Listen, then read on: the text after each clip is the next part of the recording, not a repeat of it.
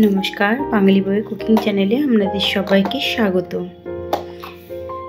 এখানে নিয়ে নিয়েছি বাসমতি চাল। আমি বানাবো আজকে ফ্রাইড রাইস। ফ্রাইড রাইস তো আপনারা সবাই সাদা খেয়েছেন বা বানিয়েছেন বা দেখেছেন। আজকে আমি বানাবো হলুদ ফ্রাইড রাইস। এটা কিন্তু বাসন্তী পোলাও নয়, এটা আমি বানাবো হলুদ ফ্রাইড রাইস। তার জন্য এখানে আমি 700 গ্রাম বাসমতি চাল নিয়ে নিয়েছি।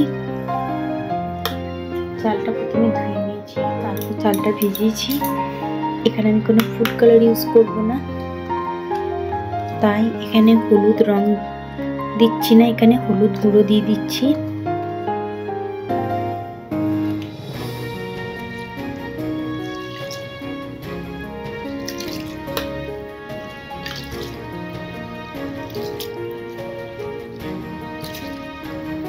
হলুদ জলে চালটাকে ভিজিয়ে রাখবো কিছুক্ষণ।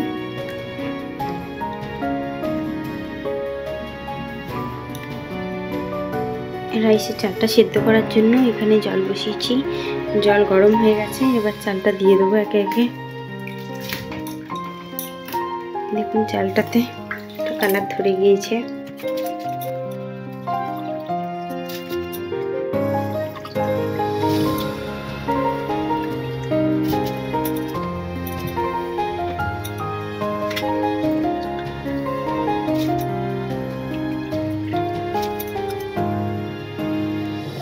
দেখুন অলরেডি কালার এসছে। দেখুন এখনো চাল ফোটেনি, তাই দেখুন চালে কালার ধরে গেছে। কোনো ফুড কালার ছাড়াই কত সুন্দর কালার আসবে দেখুন।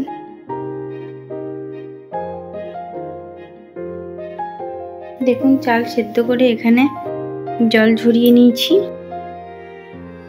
যে জল ঝরিয়ে নিয়েছি, এখানে কড়াই বসিয়ে দিয়েছি। কড়াই গরম হয়ে গেছে। কড়াই দিয়ে দেবো প্রথমে সাদা তেল।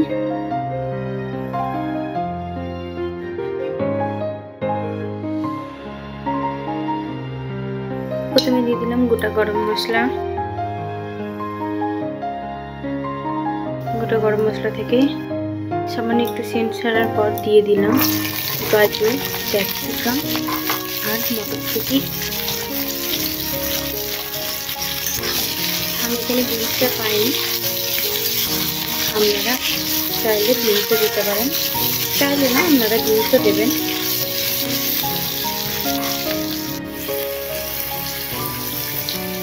এরপর দিয়ে দেবো ভেজানো কাজু কিশমিশ।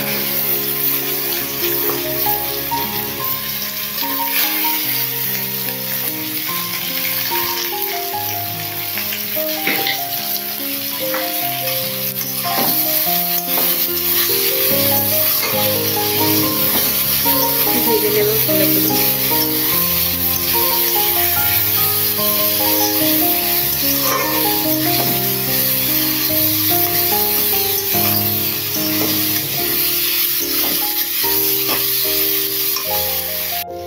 এখন সবজিগুলো ভাজা হয়ে আছে।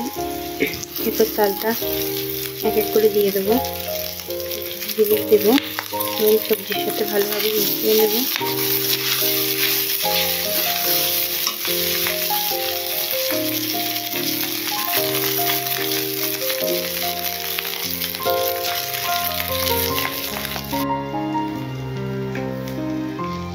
দিয়ে দিলাম পরিমাণ মতো নুন।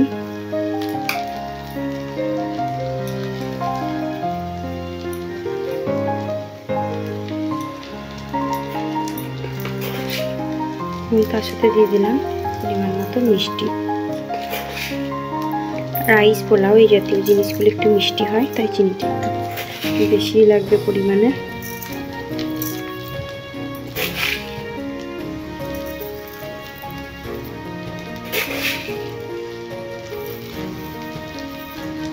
ভালোভাবে আস্তে আস্তে হালকা হাতে মিশিয়ে নেব।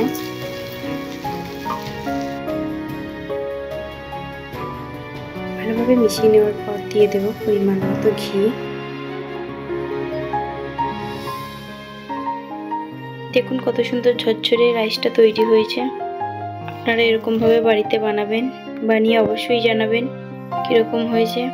বাঙালি বউ কুকিং চ্যানেলটিকে দেখতে থাকুন, সঙ্গে থাকুন, লাইক, কমেন্ট এবং শেয়ার করতে থাকুন এবং সাবস্ক্রাইব করতে অবশ্যই ভুলবেন না।